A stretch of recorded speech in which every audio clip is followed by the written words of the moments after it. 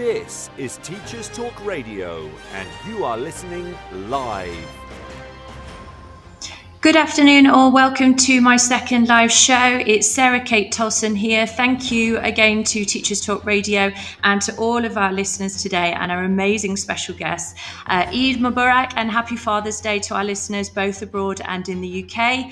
Tonight we've got a fantastic show lined up. Let's begin Middle Management Matters together. Get comfortable and get joining in. This is Teachers Talk Radio, and you are listening live.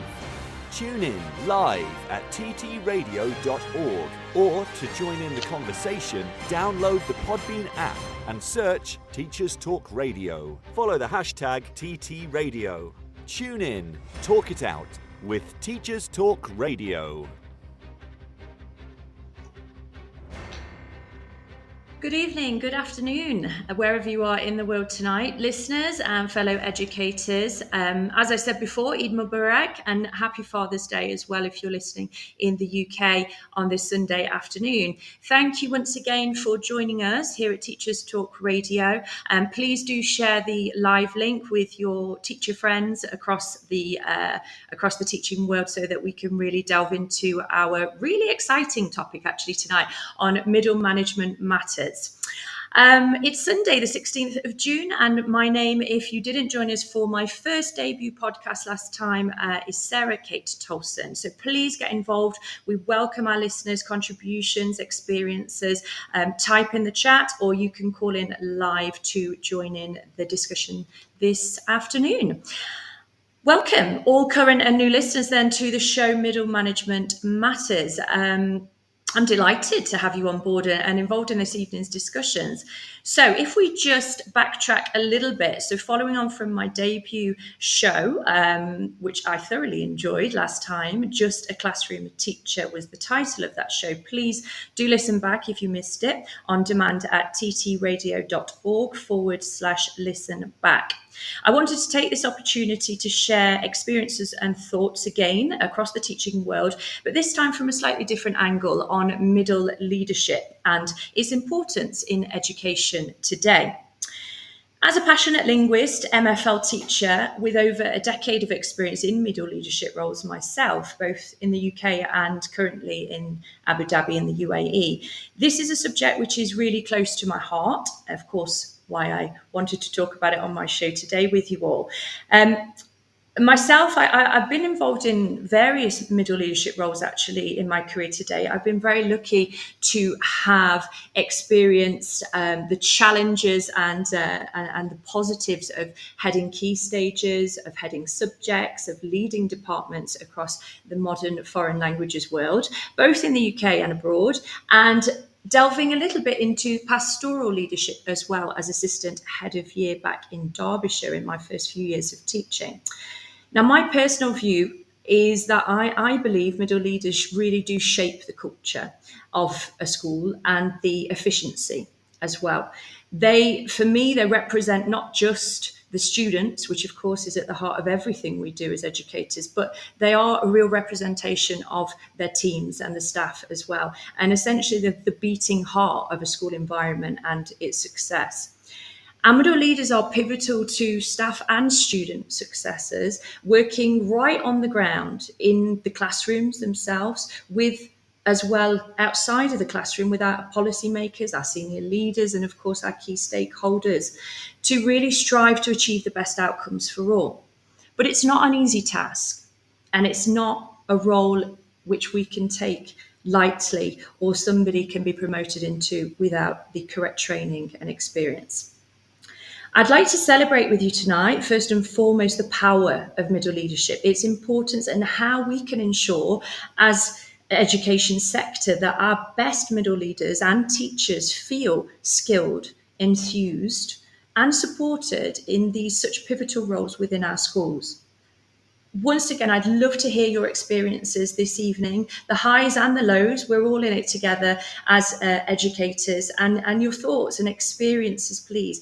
As teachers, maybe aspiring middle leaders, maybe senior leaders, maybe ex-leaders or in retirement now.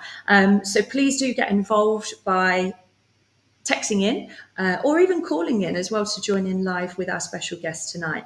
So without further ado, let's jump right into the conversation then.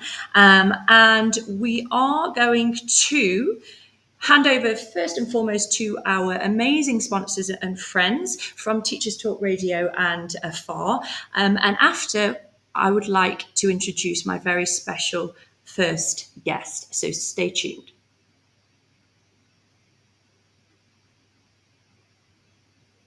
Imagine having your own instructional coach available 24/7. Now you can with the Teaching How-Tos platform. This highly personalised social platform empowers busy teachers to learn and apply evidence-based teaching techniques, either independently, working collaboratively with their peers, or with our new AI assistant. The platform features over 160 visual guides to teaching techniques, designed to help you quickly and easily implement high-impact practices that boost student engagement and improve learning outcomes. Join over 200 institutions worldwide that are elevating their teaching practices with the How-To app. No gurus, just practical support anytime you need it. Interested in finding out more? Visit teachinghowtos.com and register for our next webinar. Okay, so I'm going to welcome our first guest. Now, I will tell you a little story. So, unfortunately, Nick Hart, who was arranging to come on our show tonight and join us, unfortunately, he's had to cancel at the very last minute this afternoon due to a family emergency. So, I wanted to just send our best wishes over to him and hope that we can have the privilege of rescheduling and inviting him back onto the show soon. But it is my absolute pleasure to welcome, I don't want to call it a substitute because that's probably the wrong phrase to use, but I'm going to introduce us to our first special guest this afternoon, who is Magnus Cowie. And I just want to personally thank him because he literally agreed to this about 3 hours ago, thanks to his wife, probably in a bit of bullying as well, on his Sunday afternoon, enjoying his Father's Day. But it is about of good luck, and I feel very privileged to welcome him onto the show.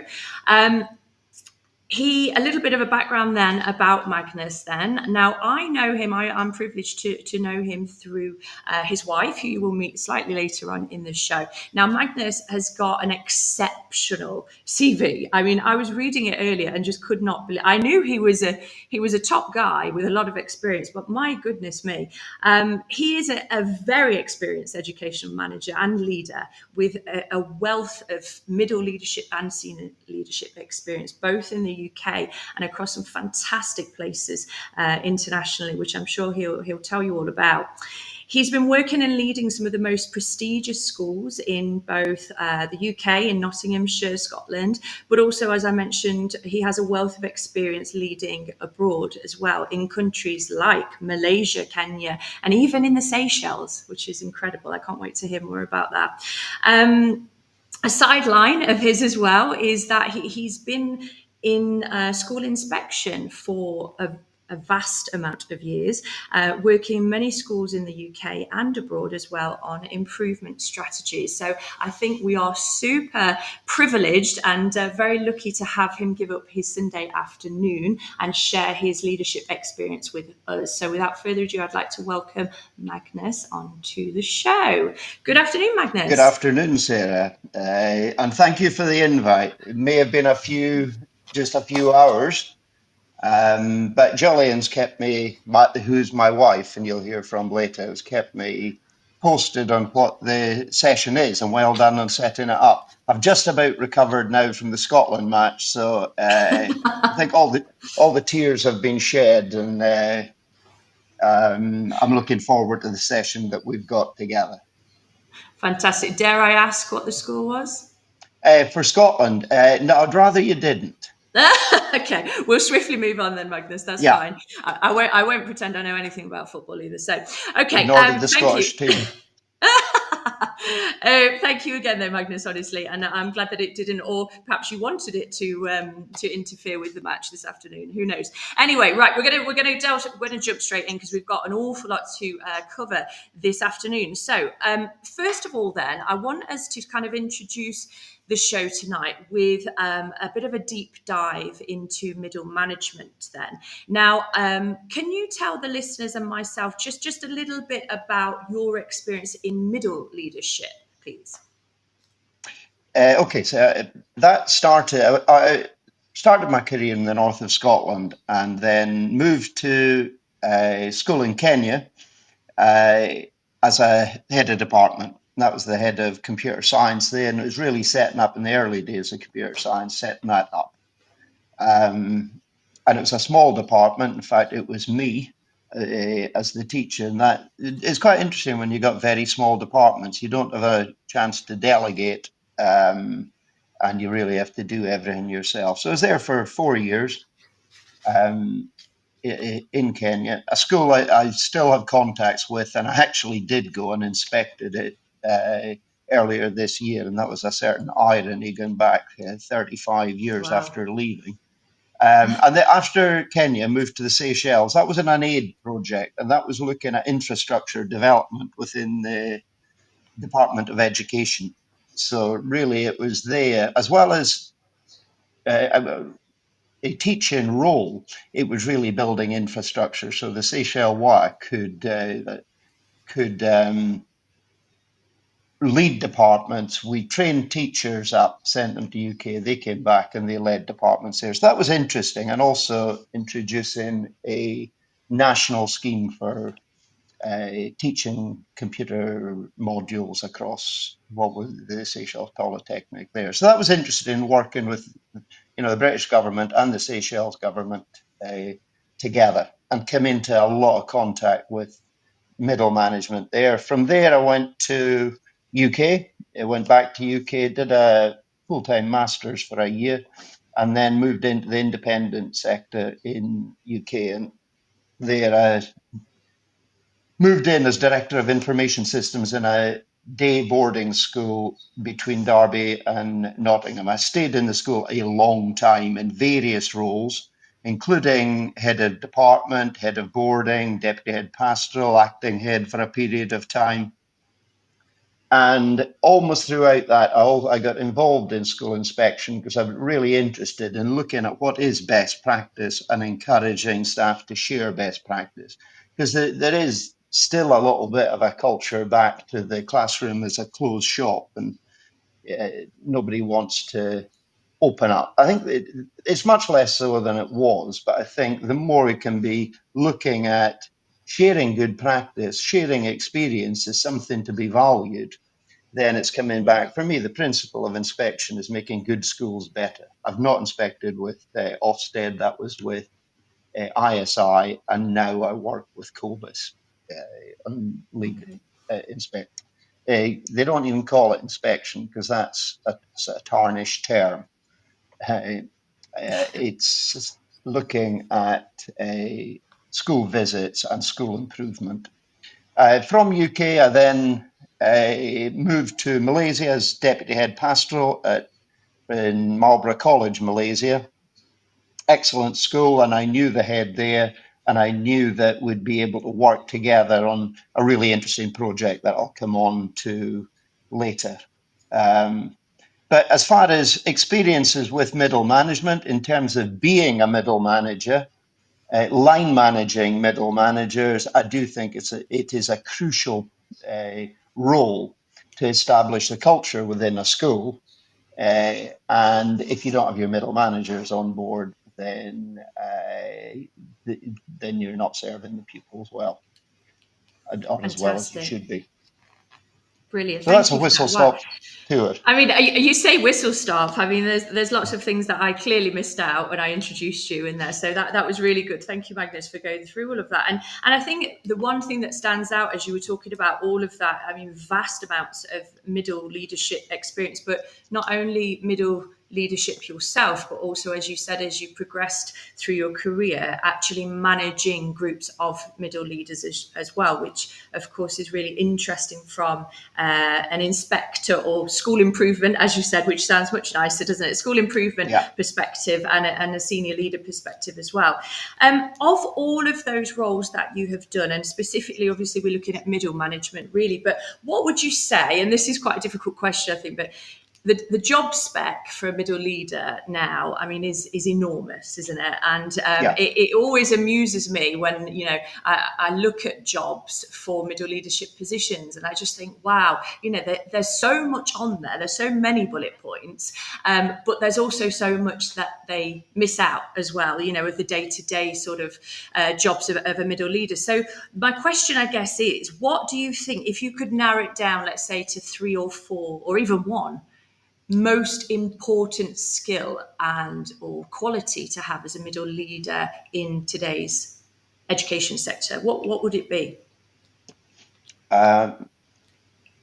Probably look at building trust and relationships, I think, is the most important. Listen to your staff, listen to the Yeah. students, because, you know, many of the initiatives are pushing teaching, but it's not really fully engaging with learning. And, you know, what is, from the student's point of view, because you can have the most wonderful idea in teaching, and you can come out of a lesson thinking that was a superb lesson. But, you know, if you've not engaged the students, then you're not helping them to learn.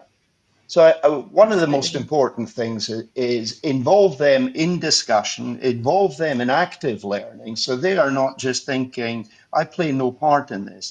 They think, I take a responsibility for my own learning and I critically reflect on that. So I think building trust, relationships, and really taking a pride in what you do and listening to your staff and listening to your students. Yeah, absolutely. And I love that, you know, the relationship and the trust is so important. And also the fact that you mentioned involvement as well in whole school decisions, which obviously is another sort of another role that the middle leaders are involved in as well, which is key. We're going to look at we're going to try and dive into lots of different things that you've just said, Magnus, as the show progresses this afternoon. Things like, for example, school improvement, inspections, and sort of the burden. I don't know whether that's a little bit of a negative word, but the stresses perhaps that middle leaders can feel when that happens in a school. And also looking at, and you have touched on this slightly then, because you said, of course, it's one of the key skills to being a successful middle leader, is that trust and that building of trust within a team and further afield, and the relationships, and not just the relationships, I think, with your team, but I think the relationships as well with senior leaders and middle leaders, you know, is absolutely vital to the success and the culture of a really good school. So we are going to touch on those. They're very, very important aspects, but we're going to delve into those a little bit later when we've got some middle leaders as well, our next 2 guests, to have their say as well. Once again, I want to encourage the listeners. I can see that the numbers are climbing, which is great. Thank you for the support, but please do share your experiences. I know lots of middle leaders are tuned in tonight, so do get involved. And if you have any questions you would like to ask Magnus, myself, or any of the other special guests, please do text in your questions. Okay, so another question, something that I wanted to discuss with you as well, Magnus, while we're here and looking at the sort of role of a middle leader in today's school setting, then, is and I'm going to have to mention it, I'm afraid, but the impact of COVID then on leading a team. What do you think, Magnus, from your experience, has there been a shift in key roles and responsibilities of a middle leader before and after COVID?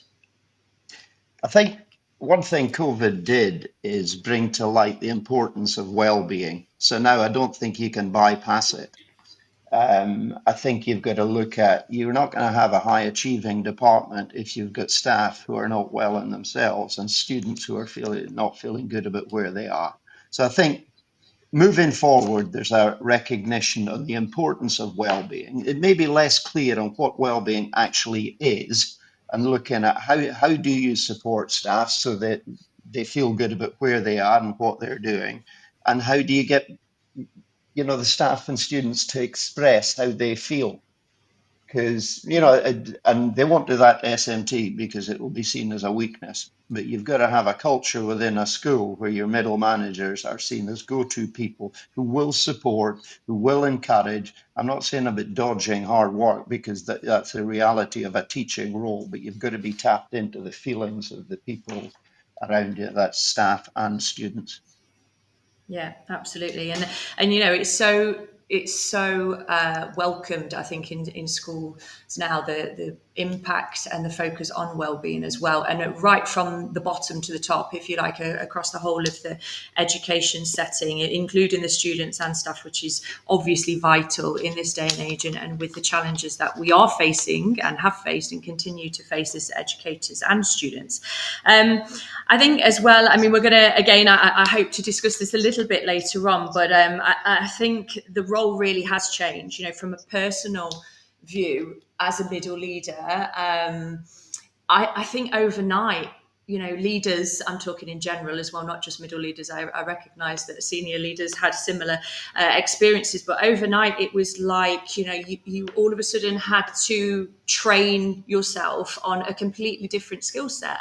And that's nothing that was ever been in a job specification before COVID happened. And I think that's really remarkable that school and outside of school management systems really rose to that challenge during COVID and have kept that skill set, I think, in lots of ways, as we're talking about well-being as well, and really looking after their staff and taking an interest. And something that I was reading about the other day actually was, this ability to be able to, as middle leaders, connect people and tasks, which I think is true, isn't it, as middle leadership? You are kind of multitasking all the time. You're in the classroom, you're with the students, but you're also trying to unite, as you said, Magnus, and embed that relationship of trust with your students, your staff, and senior leaders as well. So it really is a huge role. And I want us now to kind of move on, which looks nicely, into the power of the middle, really bigging ourselves up, because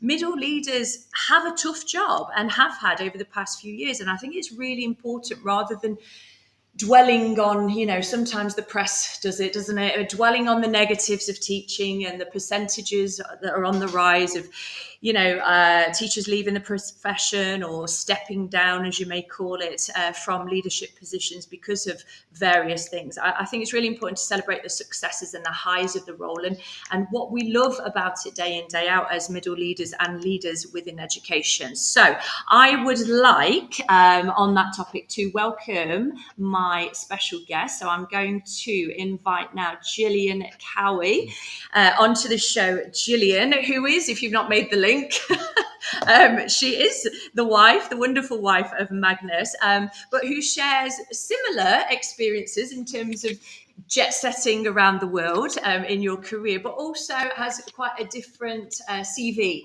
as if I may put it like that, in terms of the positions that you've been in. So Gillian, let's see if I can do Gillian more credit than I did Paul Magnus when he came on. So Gillian, why did I invite Gillian onto the show? Because Gillian, I had the privilege of having Gillian actually as my line leader for, I think, Gillian, about 9 years. Is that right? Yeah, that's about right. And a pleasure, every one of them, Sarah. Oh, thank you. You have to say that because we're live. But so Gillian was my line leader then in MFL in Derbyshire, a little over for 9 years. She is, and I still say this to the day, and I would say this off air as well, one of the best linguists I've ever met in my life. I don't think I've ever met anybody that can speak French and German to the level that she can, as a Scottish lady, and Spanish as well, which she started learning when I was in Derbyshire with her, which I don't know what your level of Spanish is like now, Gillian. It's a bit better. I did teach quite a bit of Spanish in my role as the head of European languages in Malaysia, because it was mainly French and Spanish that was taught there. So I did build up my Spanish a lot more during that time, and still do. I still have conversation classes with a Mexican lady once a week just to keep up my conversational skills. Oh, amazing. That's brilliant. And that is the sign of a true linguist, isn't it? Just keeping those going. So you have led MFL departments, Gillian, across 3 very reputable schools, both in the UK and in Malaysia as well. Gillian's also taught with her wonderful husband in Kenya and the Seychelles as well. She's now enjoying and very busy, by the sounds of it, her semi-retirement in Scotland with Magnus. She's keeping herself busy. You're doing some TEFL teaching, I believe, Gillian?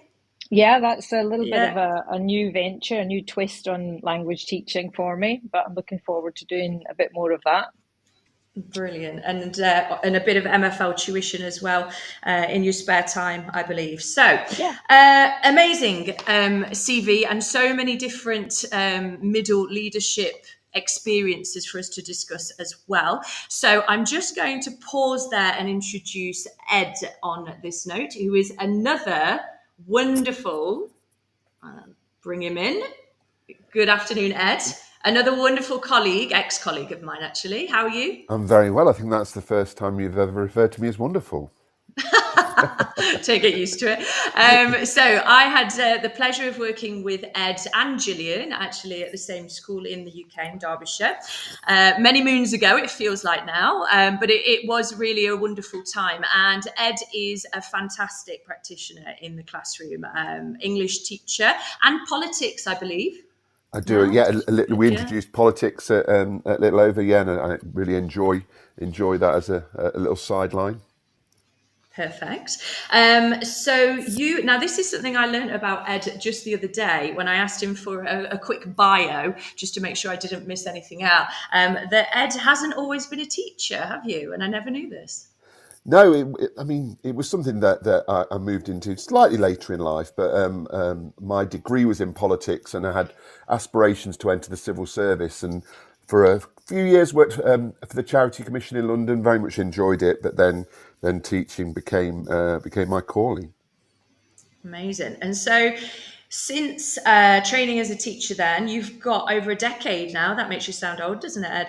Over a decade of experience as a teacher of English and politics in the UK.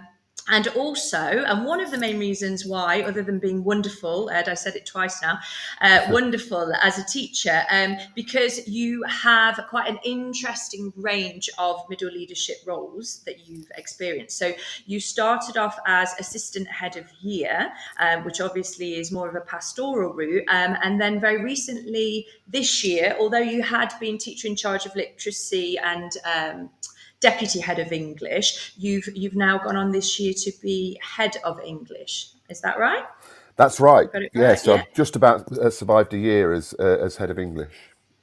Perfect. Okay. So we're going to be obviously asking about, your transition from the pastoral side to curriculum for those of us who have either had experience of it ourselves or perhaps for aspiring middle leaders that are looking at, I can remember being pulled, as I'm sure you have, Ed, as well, being pulled in both directions and not really knowing which route to take. And I think it's really good if you have the opportunity to have a bit of both under your belt, a little bit of pastoral experience and the curriculum as well, because they are very different, of course, in their nature. But I think you'll agree, Ed, that the skill set as a middle leader are actually very similar, and they do cross over there in terms of the skills needed. So now we've got us all on the show, which is great, and I'm going to... Perfect. Magnus is back in. We're all here now. So what I want us to have a look at then, guys, now, as we're all on together, is the power to the middle then, as I said to Magnus. So really celebrating the successes and the highs of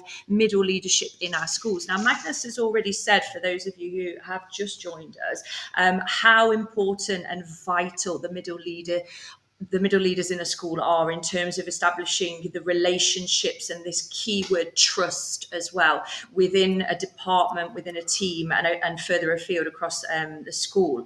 So we've also looked a little bit, but again, I want to ask for your views on this, on well-being and how the role has changed significantly over the past few years. But let's celebrate the successes first and foremost then. So Gillian, or Ed, or Magnus, I'm going to open it to everybody really. Does anyone want to start off and share with us a real positive, maybe experience, maybe something that really sticks in your mind where you thought, yes, this is why I went into middle leadership. This is the, eureka moment for you and confirmed everything that you'd hoped of the role. Well, I'll jump in there if no one else beats me to it. I think actually it's often the case when you go into middle leadership that there isn't an immediate sense of, oh, this is I've really brought success. I've really brought achievement to my department. I think it does take time, and I think the success is a lot sweeter because of that. So I think over time, when you get to a stage where you have built a really effective team, where you feel that your subject is in a good place, you're getting good results, you're doing lots of extra things as well. I think it does give you that sense of satisfaction that you have built something really successful. And it might be one or two little incidents that sort of are a kind of catalyst to thinking, yeah, this is why I put this amount of effort into establishing and building or developing or improving my department. There might be one or two events that precipitate that. For example, one of the things that we were very big on certainly in our school in Derby was school trips, and seeing the satisfaction that you got from children, not necessarily the most academic children, but children really embracing the subject area, which in terms of modern languages is not always a given. But to see pupils achieving really good results, being really motivated in the subject, and you think, well, part of that is not just what I do in a day-to-day and what my team does in a day-to-day in the classroom and in exam results. It's also about the engagement and enthusiasm of the pupils in the extras that you do, like school trips, like visits, competitions, extra activities or whatever. I think it's an accumulation of things. I don't know, maybe there's the other guests have got one or two individual experiences that they want to share, but I think it's often a combination that over time you start to think, yeah, this is something that's really it's really satisfying. It's really we're on the right track. Yeah, absolutely. And I'd not even thought about that aspect of it, but that is another amazing part of the job, isn't it? It's all the extras that are not particularly within a school setting, all the trips that you've run as well, Gillian, very successfully, I must say, over the past few years. And interestingly as well, that made me think about, I thought just before the show, I'm going to Google the Cambridge English Dictionary definition of a middle manager. And of course, this isn't just in education. And it made me laugh, actually, in terms of what it defines it as. So it defines it as one of the group of people in a company or education who are in charge of departments or groups, but who are not in charge of the whole company. And that was quite interesting, I thought, because obviously you can't just sum up in one dictionary definition the role of a middle leader. As you've quite rightly said, Gillian, it is diverse and continues to grow as well. Why, Ed, I'm going to come to you now, if that's okay, specifically, Ed. Why did you consider a move from pastoral to curriculum? I think I was kind of inspired by my the head of English, who was my predecessor, who's now my line manager. I saw the kind of difference that he made on a day-to-day basis, and I respected, the way he went about his job. And whilst I love, we used to often have conversations because, with my pastoral background and his curriculum background, and we'd kind of reflect on each other's skill set. And, he'd always say, well, I'm always fascinated by the way you deal things from a pastoral point of view, because I don't think that's my strength. And I'd say the same to him. But I think over time, I found the appeal of the job, and I wanted, the passion for my subject grew, I think. And I thought, as you said earlier, a lot of the skills that we use with the students are skills that we use, when managing as well. So managing people and building relationships with people is something that I think, I've got, skills in. I think is one of my strengths, and that's one of the aspects of the job that I've enjoyed the most. I feel fostering and building those relationships. Yeah, absolutely. And again, that comes down to the qualities, isn't it? And it's interesting that you make that connection between, being a good teacher, essentially. It's the same skill set, isn't it? It's that forming of relationships and trust as well. And Middle leaders as well are in a really privileged position, I think, although sometimes day to day it doesn't feel like it when you're trying to do 3,000 tasks at once. But we are, in the sense that you are on the ground, you're on the shop floor, essentially, aren't you? And you're interacting with the kids, and, you're not the policy makers as such, you are part of the delivery of that. And I think, going back again to that culture that Magnus was talking about, and that idea of trust. Now, we all know that within teams and classes, you're never going to get a perfect team. You're never going to get a perfect class of students that, do exactly as you would wish. But what advice, Ed, as a new, obviously not new to middle leadership, but new role this year as head of English, what advice would you give to aspiring middle leaders in terms of how to lead a team with more experienced members of staff? Yeah, I think that was something that I was quite nervous about, because within the English department currently there's the deputy head, the assistant head, numerous other teachers with a wealth of experience, and it was something that I was very nervous about. But I think it's something that I've embraced in the sense that to use that experience, and they're not there to catch you out, they're there to support you and help you. And it's also useful from my point of view having that representation on senior management as well, because I feel like my department gets really well represented there. So yeah, I think it's making the most and taking advantage of that experience and involving them as much as possible, and just treating them like one of the team when they are, in the department meetings, when they are, interacting with the rest of the department. That's what they are. They're acting as a member of the team. And, I'm very fortunate in the senior managers that I work with. I've got very good working relationships with, and that goes a long way. And, the support they've offered me has been invaluable. That's really, really encouraging to hear, though, isn't it? That amazing support received from the top as well just makes your job as a middle leader a lot easier, doesn't it? Something which I think from experience, and I don't think anybody would disagree with this, is what is a real success and really shines through from middle leaders across the world, of what I've seen, is their passion for what they do. Whether that's their subjects or their year group, if we're talking pastorally, for example, or their key stage, and it's that passion that always continues to shine in middle leadership, which is, I guess, why they want to be in middle leadership and influence, the bigger picture, if you like. But Magnus, I'm going to take this one to you. What do you think? Because this has happened to me before, and I'm just thinking from a personal level. And Gillian, I think, will be able to understand this working in MFL. Is, let's say, for example, I'm super passionate about my languages, about my classroom teaching, about my department, and I really, really want to make MFL, let's say, languages, a whole school priority, because that's important to me.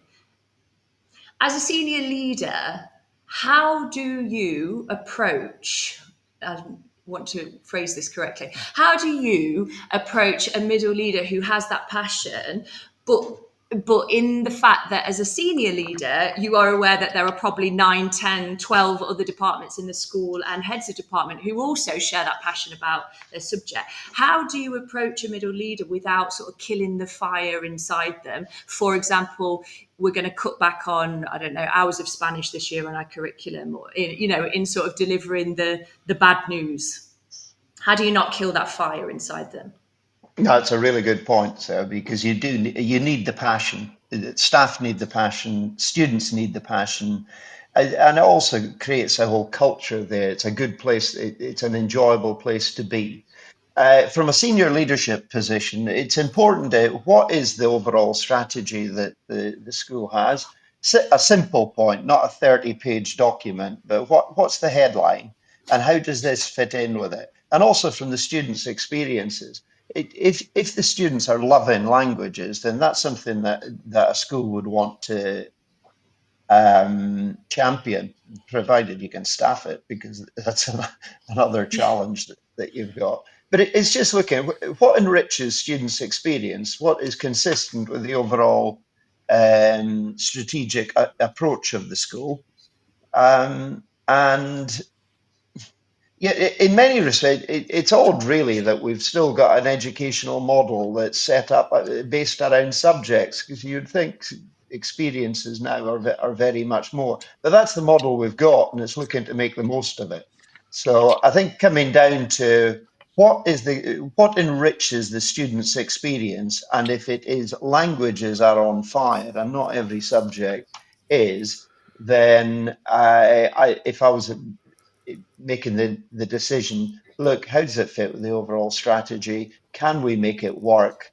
And then monitor the progress, because it can also be, although you're passionate about it, the other thing you've got to look at with staff who are passionate, you've got to, in a way, protect them from themselves, because they can end up with a workload that's unsustainable and they go off ill.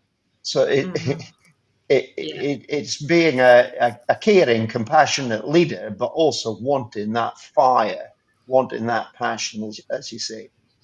Yeah.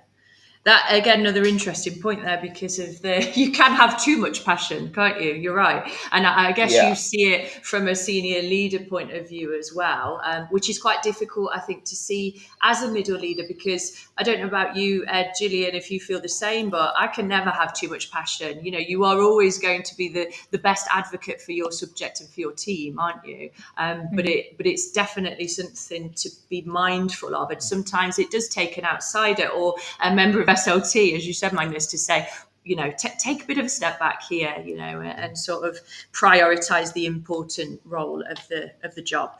Okay, what we're going to do, guys, now is we're going to take a quick break for the news with our wonderful Teachers Talk Radio own Joe Fox. So please do keep listening. Thank you so much to people that are messaging in. We have got questions which I'm going to pose to our wonderful guests after the news, and we're going to start having a look then, as we are celebrating the successes and the highs of the role. Of course, I need to play devil's advocate a little bit, and we do need to address the elephant in the room here, which we've touched on in terms of the middle management burnout and some of the challenges perhaps that we face as middle leaders now in education. So I will join you after the news. Imagine having your own instructional coach available 24/7. Now you can with the Teaching How-Tos platform. This highly personalised social platform empowers busy teachers to learn and apply evidence-based teaching techniques, either independently, working collaboratively with their peers, or with our new AI assistant. The platform features over 160 visual guides to teaching techniques, designed to help you quickly and easily implement high-impact practices that boost student engagement and improve learning outcomes. Join over 200 institutions worldwide that are elevating their teaching practices with the How-To app. No gurus, just practical support anytime you need it.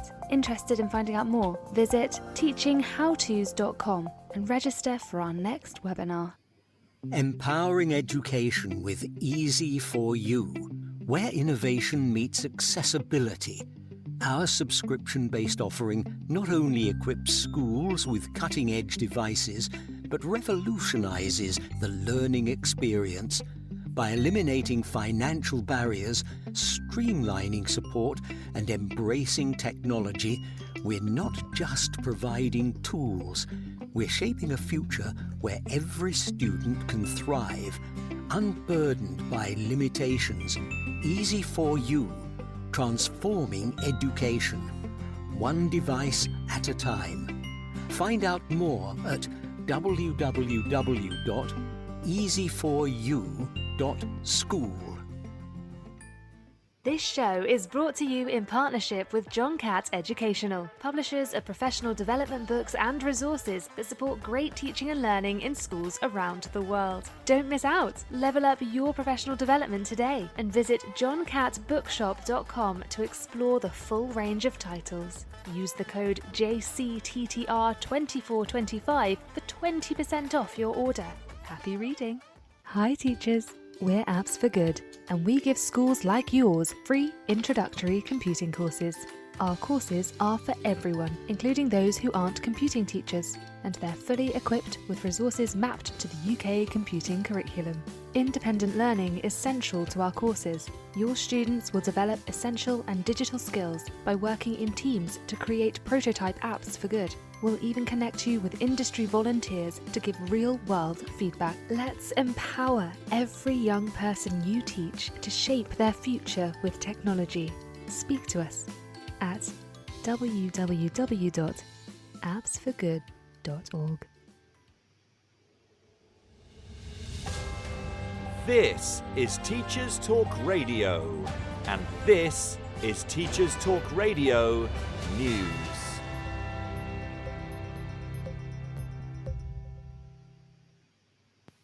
A lack of maintenance support is creating a two-tier higher education system, says a report in The Guardian. More than half of full-time students are working long hours in jobs to support themselves at university, according to a survey of UK undergraduates conducted by the Higher Education Policy Institute. The survey of 10,000 students found a record 56% had paid employment and were working an average of 14.5 hours per week. Experts said the lack of maintenance support was widening the divide between students who need to work to survive and their better-off peers who are free to concentrate on their studies.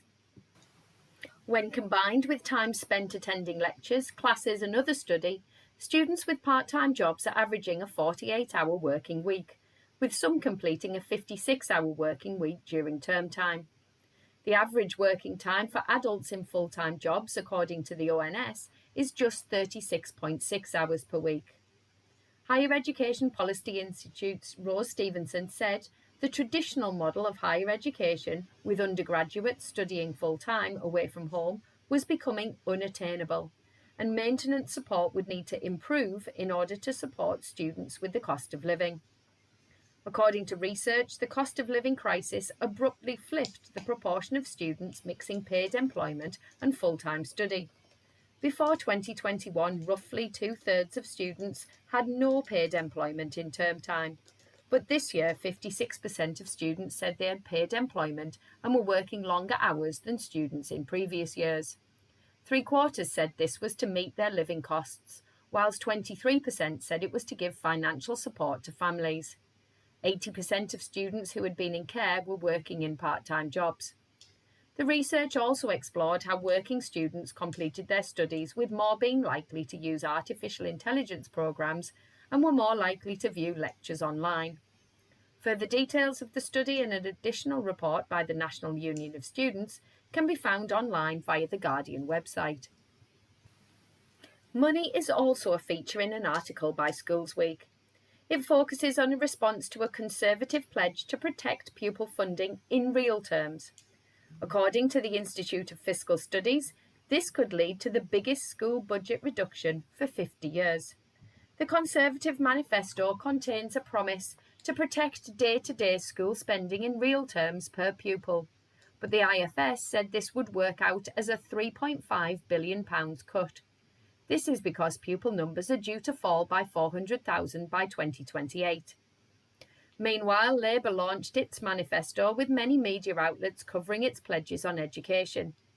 The National Education Union General Secretary welcomed the party's commitment to education, but said the proposals contained no indication that education cuts would be reversed.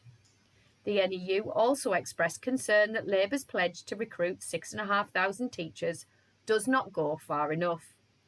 The NASUWT union also commented on the recruitment pledge, saying it must go hand in hand with tackling the cause of the teacher retention crisis. Manifestos for all parties who have published them are available online. Away from the election, the BBC reports on an experiment undertaken by 10 teenagers from Salford. The teens swapped their smartphones for basic devices that could only make calls or send texts for a period of 5 days. The detox was run as part of a BBC project looking at the smartphone habits of young people. The report covers the positive impact the detox has, as well as the negatives. One of the participants dropped out after just 27 hours because not being online was really stressful. Some, however, found it liberating, as well as helping with sleep and engaging more with friends and family. Full details of the experiment and the responses of participants can be found on the BBC News website. Finally, as a follow-up on a story previously reported on Teachers Talk Radio News, Teesside University has announced it will help fund flights for Nigerian students hit by financial difficulties. Students from Nigeria were thrown off courses and ordered to leave the UK after a currency crisis left them struggling to pay tuition fees. The BBC Tees news website covered events and subsequent protests about the way students had been treated.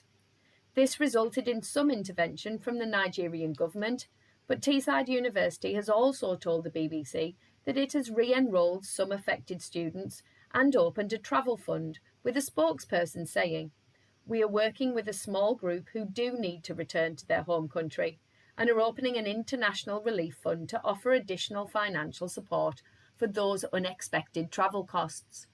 Some students have been told they can complete their studies from Nigeria or return to the UK at a later date to complete. Full details of the story can be found on the BBC News website, Teesside section. This has been your Teachers Talk Radio News from Joe Fox. Okay, thank you so much, Teachers Talk Radio, and Joe, as always, for some really interesting news stories there. I was thinking as I was listening to those, we've got probably content for another 3 or 4 shows just using the news stories alone there, and I'm sure Ed would have quite a bit to say on the political stories that were mentioned there as well. So maybe some ideas for the next show, perhaps. It is a bit doom and gloom, though, isn't it? Teacher retention crisis was mentioned again, school spending in cuts, and as are the realities, you know, with all the amazing things we've talked about so far, and the school trips and the extra and the passion that we see in our middle leaders. We need to keep igniting that fire, despite the challenges. And of course, there are challenges in any educational setting. So I just want to go to a couple of questions to ask our special guests, actually, from our listeners this afternoon. So I'm going to start off with, we've had some great questions in, so please do keep sending your questions and experiences as well, and get involved in the conversation this afternoon. Emma B has texted in and said, and this is really to anybody, Gillian, Magnus, Ed, whoever would like to get in there first with your views. So do you think schools provide enough support and CPD targeted specifically at developing leadership skills for new middle leaders, perhaps, or aspiring middle leaders? Well, I maybe input onto that one. So I think it's actually one of the things that I've always felt that it was there was a lack of. I think very often middle leaders apply and are appointed to the role because they're good classroom teachers and they're passionate about their subject, but they don't necessarily get enough training for the management side of the role. And I think it's something that there has been initiatives, things like leading from the middle and sort of maybe shadowing or having shadowing, you know, other experienced middle leaders, for example. But I think it is an area where very often people find themselves in the role of a head of department or even a pastoral head, and they don't really have that much experience, and they're sort of learning on the job. And I think sometimes I have worked in departments where the head of department was a really good classroom teacher, but not a good manager. And it's very challenging for the staff in that department because there's so many frustrations. And I definitely think that there's scope for a lot more training on the management side. Some schools do it in-house. Sometimes, you know, there are specific courses you can follow. But I think it's definitely an area that needs more investment and more focus. Yeah, I couldn't agree more, Gillian, with that, actually. It is one of my bugbears a little bit. And also, weirdly, I'm reading a book at the moment about middle leadership, which is actually very, very good. But weirdly, in that book, I've written the quote down because I wanted to mention it, and you've already mentioned it, Gillian. But it said... Read your mind, Sarah. I know, or wrote the book, I don't know. The quote was, "It's often assumed that the greatest teachers will be the greatest leaders," which is just not true, is it, at all? Like you said, they're completely different skill sets, and it's about making sure that our staff are really good leaders who might not be the greatest teachers have that experience and upskilling for such a different role to being a classroom teacher in some aspects. So, Magnus, what's your experience with other schools or your own schools sort of offering this training and support and upskilling for teachers to become middle leaders? I think it is really important to get an awareness of different ways of doing things, and that's it. The most effective training I see is either a group of staff going on training together and there's bouncing ideas off each other, or links with other schools, visits to other schools to set up a dialogue. You'll see different ways of doing things, but you've got an ongoing conversation with staff when you encounter something, because it's easy to get set in ways in school and think the only way to do it is the way I do it, and carry that through. I think it's very healthy to go to have contact with other schools. That's one of the things I like about the inspection process or the school visit process, because it is a way of forcing you to look at other ways of doing things, look at other ways of managing, look at other ways of teaching, other approaches. And I think that's refreshing. And then when you come back, you share your experiences, and you've got somebody else who you've got a peer in a similar position in another environment to talk to. Yeah, and so it's almost like, you know, the traditional networking, I guess, in your subject. It's almost like you're suggesting that the best practice is then to go and do the networking, but as leaders rather than specifically looking at your subject. Yeah, no, I really like that. And I think now. Yeah, go on. Sorry. Go on. So on that point, Sarah, I think leaders have a responsibility to develop the staff who they work with, whether that's senior leader or a department head, with teachers as well, looking at whether it's looking at other approaches in the same school, looking at other approaches in other schools. And it's a refreshing process to go out and see other ways of doing things. It gets you to think about what you're doing, why you're doing it, and how you're doing it.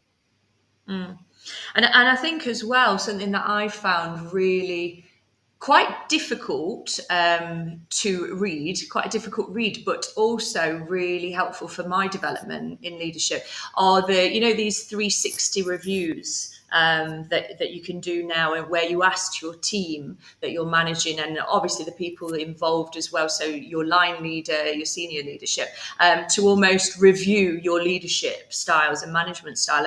And as I said, although it can be quite difficult reading about yourself and sort of particularly your weaknesses or areas of strength, I think it's absolutely vital for growth as a leader to receive that feedback regularly from your team and from others around you as well. On that point, I think it's essential from the student's perspective as well. And you try and distance itself from you as a person and you as the role that you're carrying out, because involving people in the process and asking them questions about either their line manager or the people they teach gets the other person to think about what role they play in that. And I think it's healthy for an organization to regularly critically reflect. And sometimes it's just not done because it's too busy to find the time for reflection. Mm-hmm.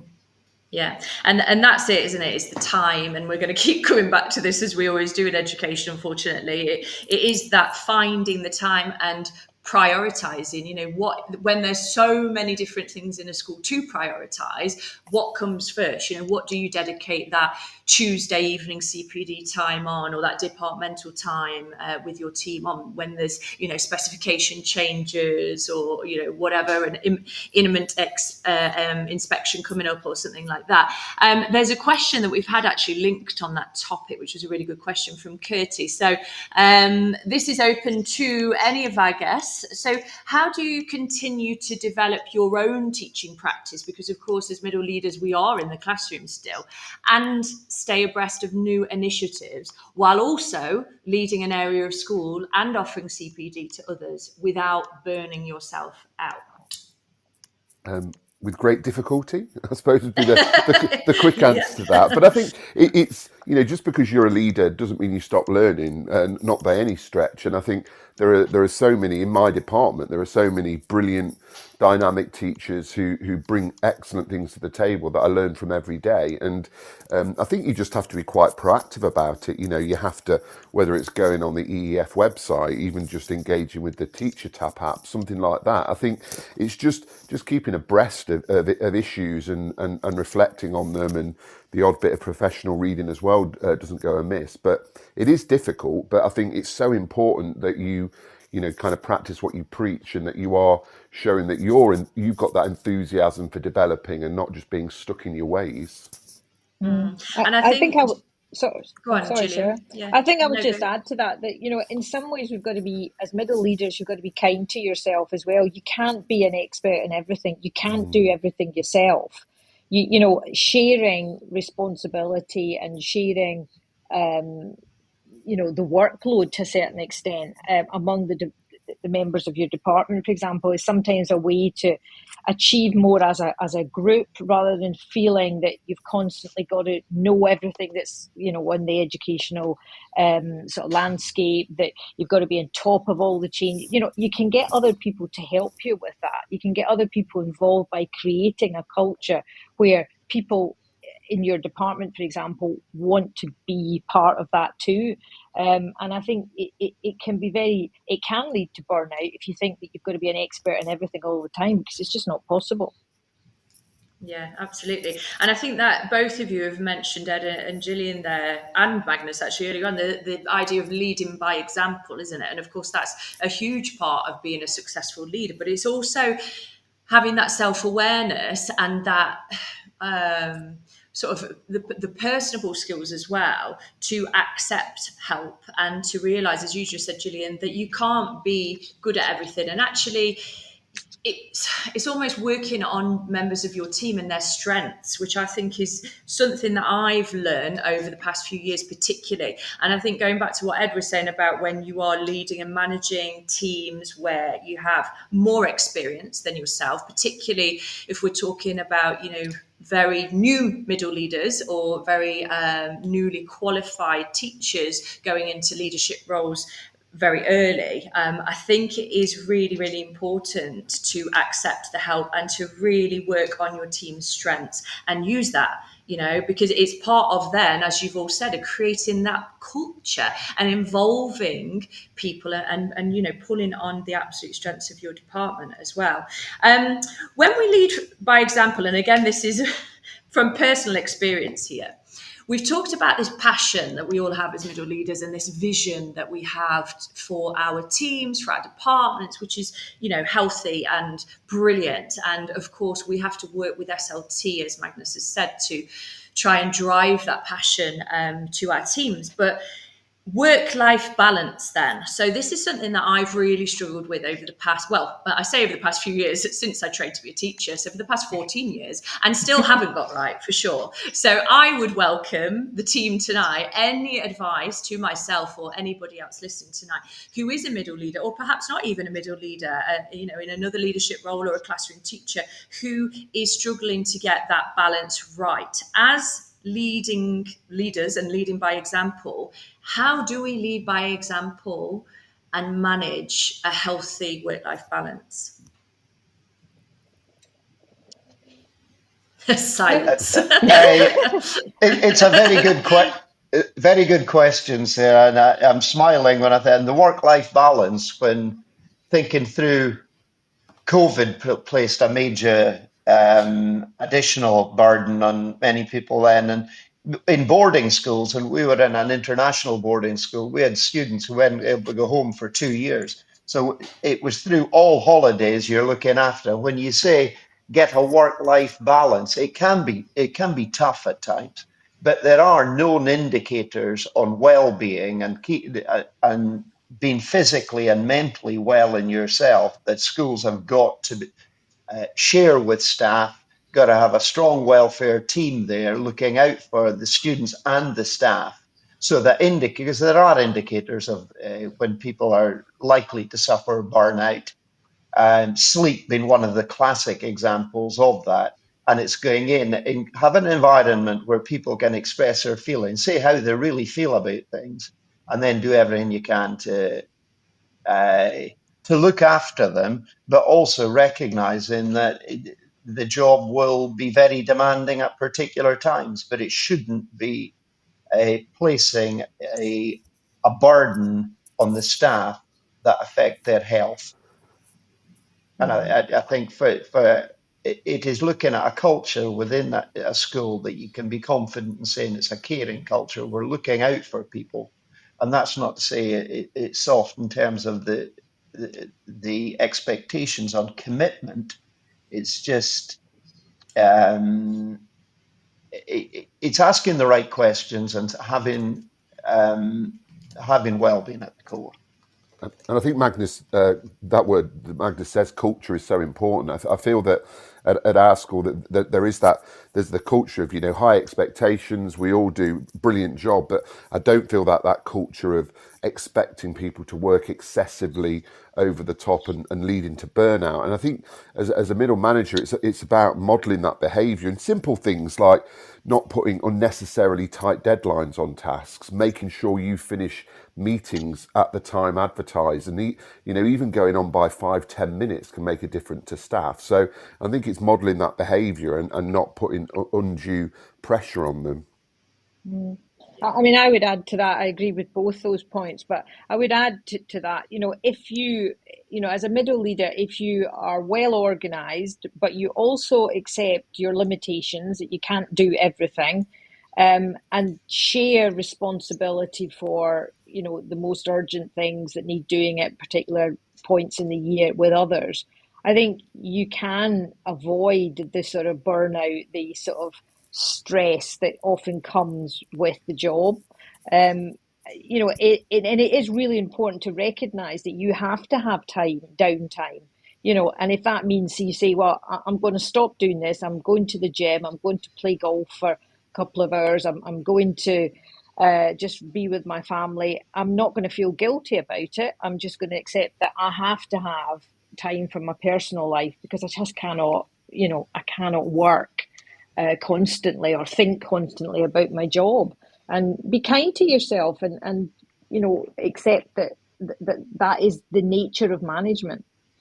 And I was just thinking then, listening to all of those points as well, that obviously, as we've all agreed, wellness and work-life balance and creating this culture of being open with your staff and being able to set those boundaries and leading by example, as you said, Ed, in the little things, which I've definitely learned over the past few years, in terms of I might think it's okay to send an email at 9 p.m. at night because that's when I want to work. And that's when, that's my time to work, but it might not be everybody else's time. It might be my team's time with their families, or their, as you said, Gillian, their downtime. And, who am I to be sending emails at that time? And this is where, Magnus, I'm sure you'll agree, in most schools now, we thankfully have policies from senior leadership that we are implementing across schools that have cut-offs, that recognise that, no, we don't send emails between, unsociable hours or whatever, because we have our teachers and leaders' interests at heart, and we recognise that, people have to have a life as well as work. So I think it is definitely going in the right direction. And I particularly wanted to ask that question, knowing that there isn't really, well, not that I'm aware of yet, been one resolution or answer to creating this perfect work-life balance in teaching. And if anybody does have that perfect formula, I'm sure they would make lots of money. So please do text in on the show and let us know. So we've had a quick chat about then leading by example, accepting your limitations here, just for anybody that's joining us, just to summarise for you. We've got 3 excellent guests on tonight who I want to take the opportunity to thank again for giving up their time this Sunday afternoon. And we're able to share different experiences across our middle leadership experience. And we have the joys of Magnus from a senior leadership point of view as well, which is actually creating a really interesting conversation. We've just had a question in, or I just wanted to share as well, Pestle has texted in to say, and I couldn't agree with this more, it's crucial to use your team where appropriate, as we've all said, and try trying to do everything rather than trying to do everything yourself. Delegation isn't a dirty word, which I couldn't agree with more. And it is, it's that idea, isn't it, of not being the micromanager, and as we've said, working on to your team's strengths. Another question as well, from I wanted to pose to you, which was from, apologies, let's have a look, Kirsty. So Kirsty was saying here that she was agreeing with us, saying, I think setting your own boundaries and modelling these to help others within your team and within your school helps to achieve this overall work-life balance for everybody. But she does mention, it's not a question, but it's just something for us to think about. She's put including SLT as well. Magnus, would you agree with that from an SLT level as well? In SLT meetings, is this something that comes up in terms of, as an SLT, this is important that you lead by example to your middle leaders? It is really important on that. It's not always done, but it's talked about, and it's, you can have policies on things, but sometimes it can be tricky to put into practice, because sometimes time can be a major barrier to the culture you're looking to establish. And I'm thinking in a role as head of boarding, and I would like to think I would give a particular evening to myself, but then if something happens, you've got to drop things and go in there, but you'll act on that. But long term, you've got to be confident that you're not sacrificing your family because of your role. So, and that's a conversation to have at a senior management level. How well are we looking after our staff? Because if you've got the staff who feel valued, feel good about being there, they're going to do a lot better job than they're resentful of the demands, and they don't feel valued, and they don't feel communicated with. So you've got to try and get everybody roped in together as best you can, but recognize at times you're just going to end up spending a great deal of time on particular crises occur. Yeah. And I think this recurring topic of time keeps coming up as well, which we all know is very precious to us in education. And sometimes we can feel very frustrated in whichever role we're in, that we just don't have enough time. And that's transpired in a classroom setting. We all know we've been there racing through. We had a CPD session this week on adaptive teaching, and, talking about the fact we've all been there where a student doesn't understand, doesn't grasp the concept, and rather than having the time, as we all should as great teachers, to address that misconception, we are against the clock always. We feel like, we haven't got time to do that, we've got to rush, we've only got 50 minutes of this lesson. We do feel constant pressures, I think, of time as a profession. And interestingly as well, I was reading earlier today, it popped up on my X feed that 72%, so that's almost 3/4 of teachers, have considered leaving the profession in the last year. 1 in 10 of all qualified teachers left the state-funded sector last academic year, and almost half leave within 10 years of entering the profession. When I delved into this a little bit further as well, I was reading this study, which I think you'll find interesting when we're talking about time here, by a guy called Steve Lambert. It was published actually in July last year, but it was entitled, the study was Factors Influencing Perceived Stress in Middle Leaders of Education. And the top 3 work-related stressors of middle leaders then were, at the top, staffing issues. So this was narrowed down from the responses that they got to more administrative roles as a middle leader, and also things like having to cover lessons for staff absence. The second work-related stresses of middle leaders from this study was time management, which we've been talking about a great deal, including lack of time for CPD. Now, this didn't specify their own CPD. It didn't specify whether it was, upskilling their department and focusing on their CPD, but it did just mention lack of time for CPD. And the third was workload, which was a work-related stress of a middle leader. Now, interestingly, the bottom 2 were inspections and being new to the role, which they felt were the least stressful tasks presented in middle leadership. So my questions then, I guess, to the floor now then, guys, is are you surprised that staffing issues, time management and workload are the top three or not for middle leaders?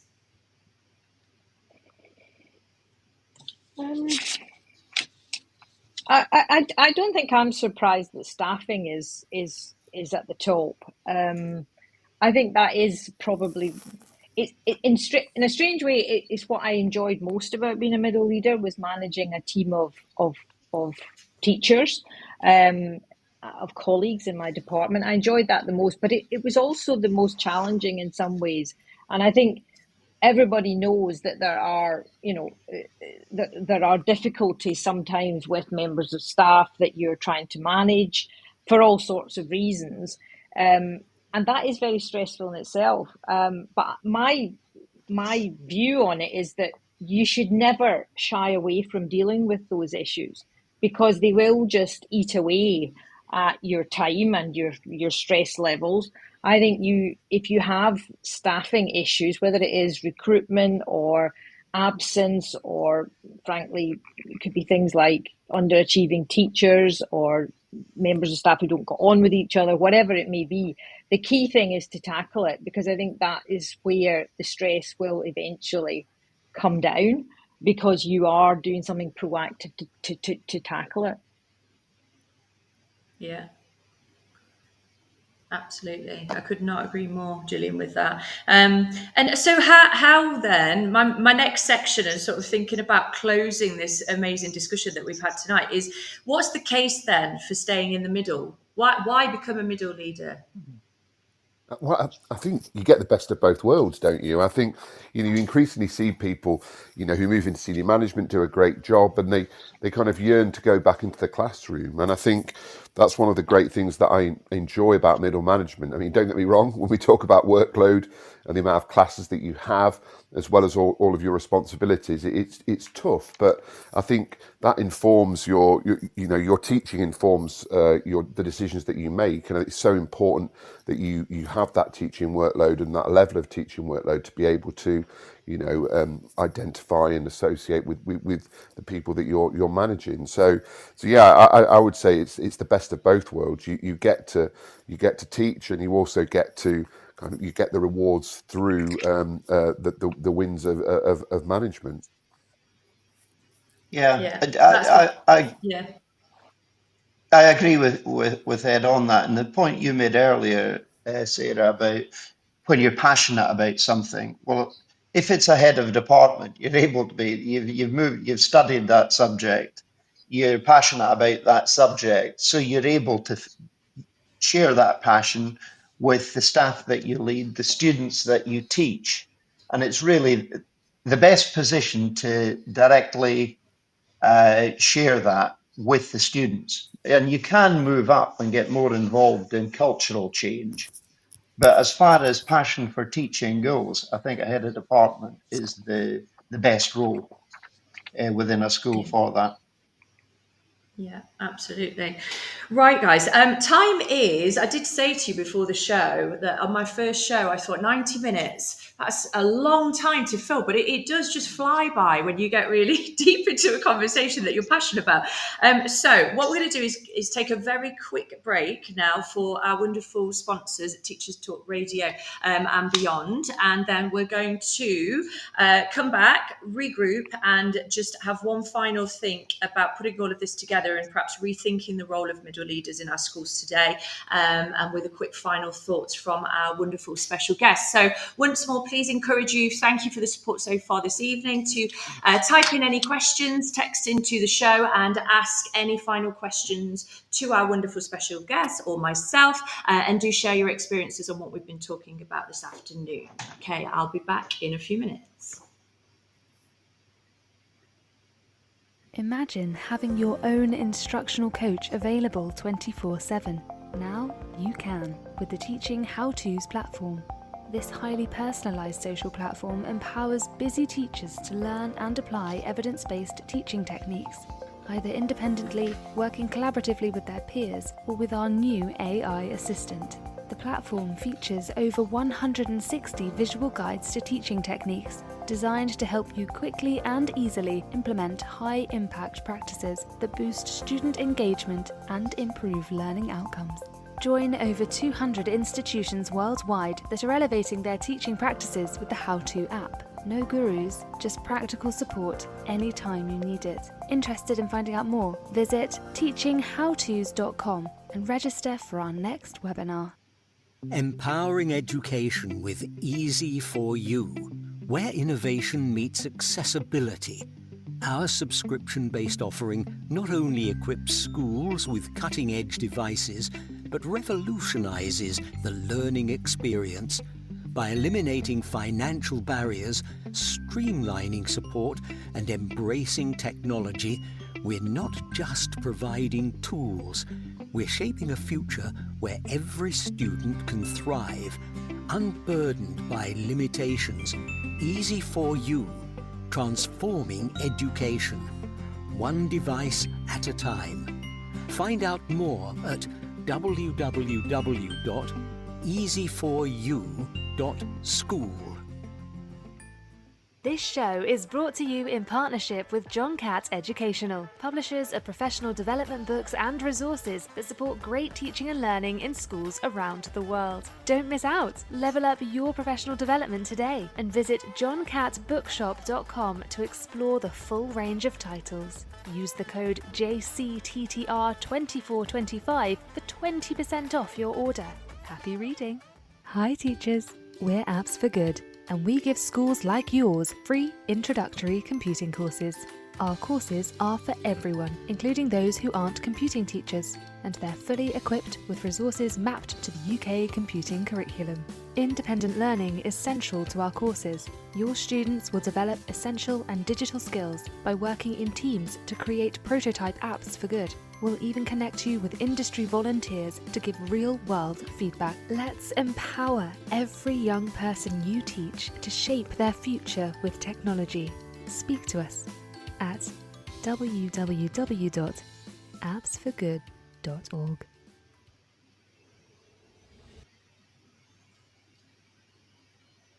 Okay, brilliant. Thank you very much to our sponsors there, Teachers Talk Radio sponsors. And actually some really good discount codes on there, by the way, I was just listening to. So that's good to know for all our teachers out there. Right, so we've only got 8 minutes left of the show. I can't believe how quickly it's gone tonight. So I'm going to invite our amazing special guest back on for the final part, the concluder.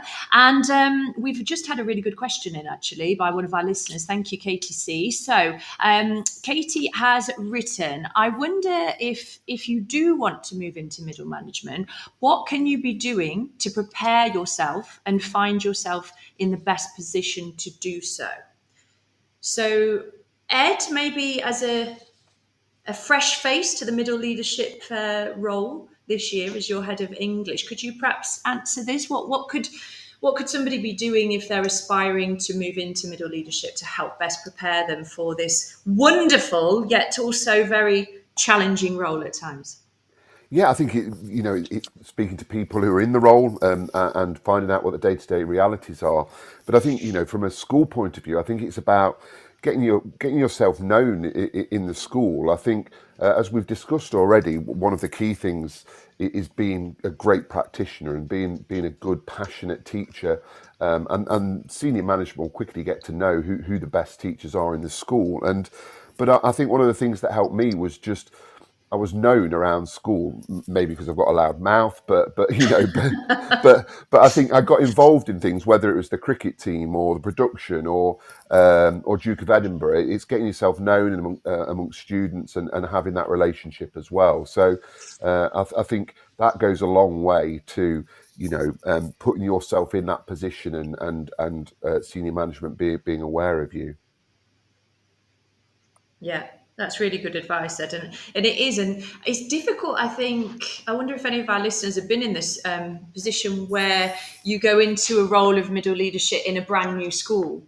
I don't know if anybody has, but I would imagine that's quite a difficult role to go straight into if you don't already have that reputation and haven't sort of earned the respect, if you like, from colleagues. So that might be a different situation there. But that's really good advice, Ed, I think, definitely, to get yourself out there. And as Gillian said, it's not just about, the role isn't just in the classroom, it's not just on the shop floor, it's about all the additional things that you can do as well. And I know, Gillian, you will agree with and Ed, at the school that we were at, that the school trips from the languages department, Gillian, that you were running so brilliantly, they were the highlight of the year. And I have still, and my husband and I say this because he works there as well, lifelong friends at that school who I met on those trips, to France every year, for example. So they're key, aren't they, to developing those absolutely. skills? And on the point of encouraging somebody who's thinking about middle management for the future, getting involved in those kind of things, as Ed said, it contributes such a lot to the department, but it's also good for your own personal development. If you choose to organise the external speakers to come into the school. I know we had a colleague, Nick, who organised a trip to the BBC and with sixth form, and encouraging students to continue to A-level, for example. That was a hugely successful trip. I know that in my school in Malaysia, which was a boarding school, offering things like additional activities that had a focus based around the subject area. All of those things help for your personal development. It helps your management skills, but it also contributes to the department. And as Ed says, it gets you on the radar. It shows senior management potentially, who are the people who might decide who to appoint to that role. It sends your name out there and gives you that kind of publicity, if you like, as a strong teacher in the school who's willing to get involved and has enthusiasm for other activities that sort of circumvent, not just the actual day-to-day classroom teaching. So getting involved in any of these things or volunteering to run something are really good ways of getting yourself into that position. Definitely. So I hope that's been helpful, Katie. And if you've got any other questions, do share with us in the last 5 minutes. But they were really good and useful advice, definitely. Just to finish with, I really wanted to mention this before we go, because this is something from personal experience. And actually, my previous show that I did touched on this a lot. So if you haven't had chance to listen to that, please do go back on demand via the Podbeam app or the Teacher Talk Radio, ttradio.org/listen back. But that was about not just a classroom teacher, was the conversation and the discussion that we had there. So I want to kind of link that to this show here with the Middle Management Matters. And thinking about, right, so we've discussed tonight that we've got our fantastic practitioners in the classroom.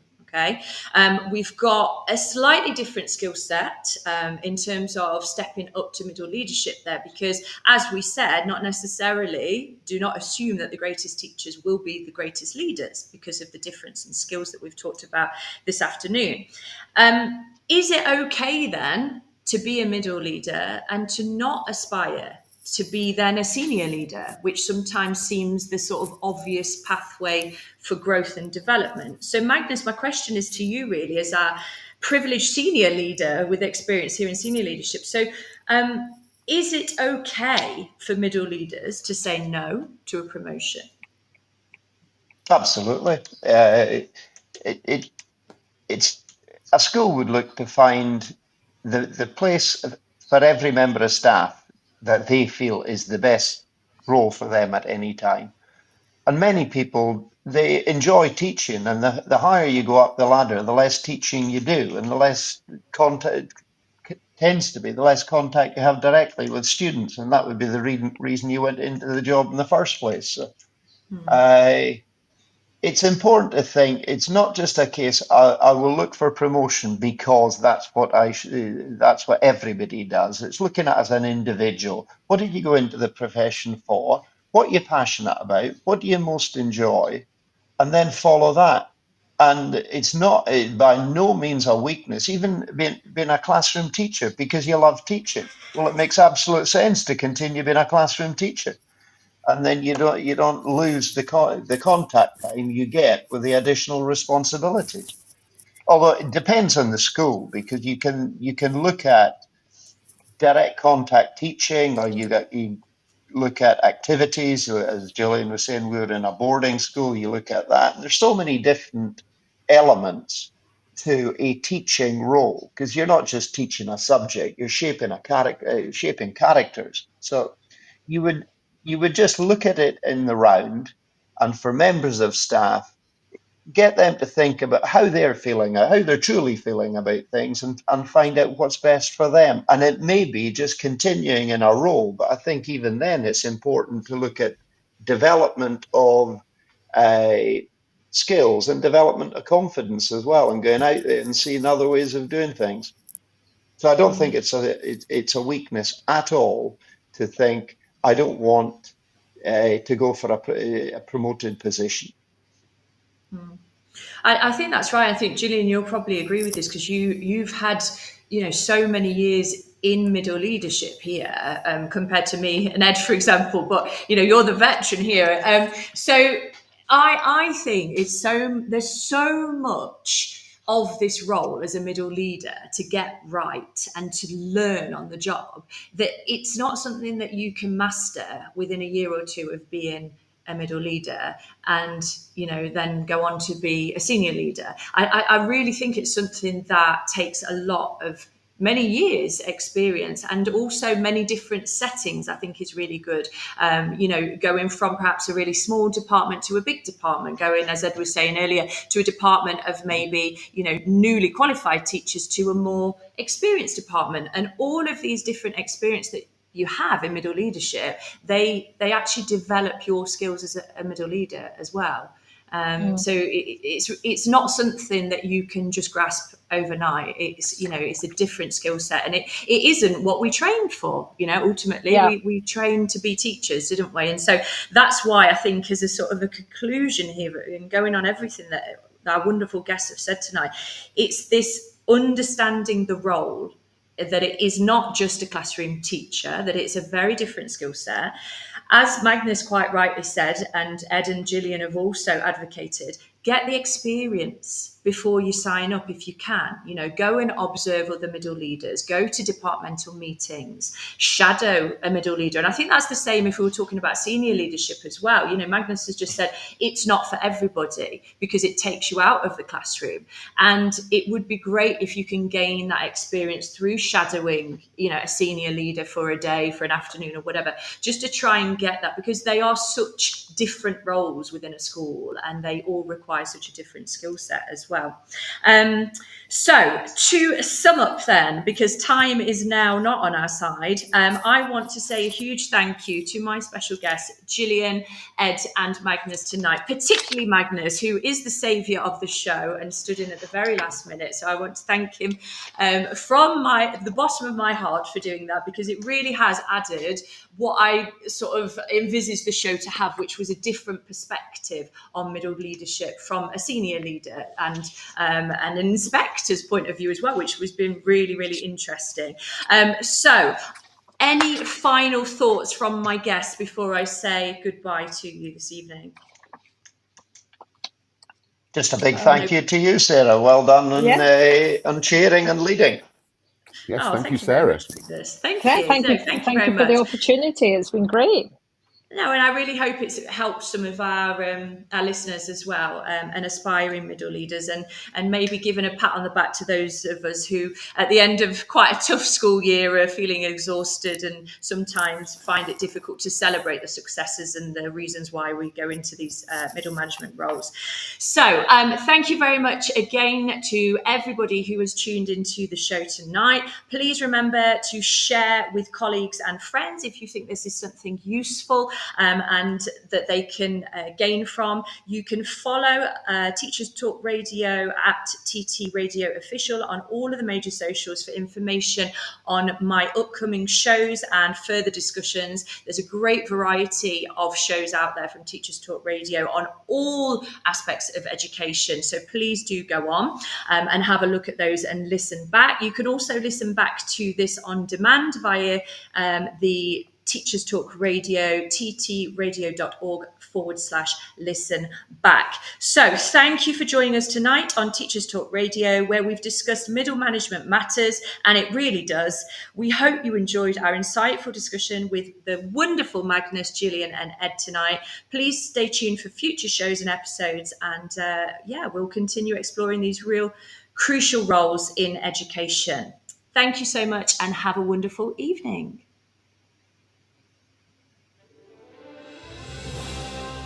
You've been listening to Teachers Talk Radio.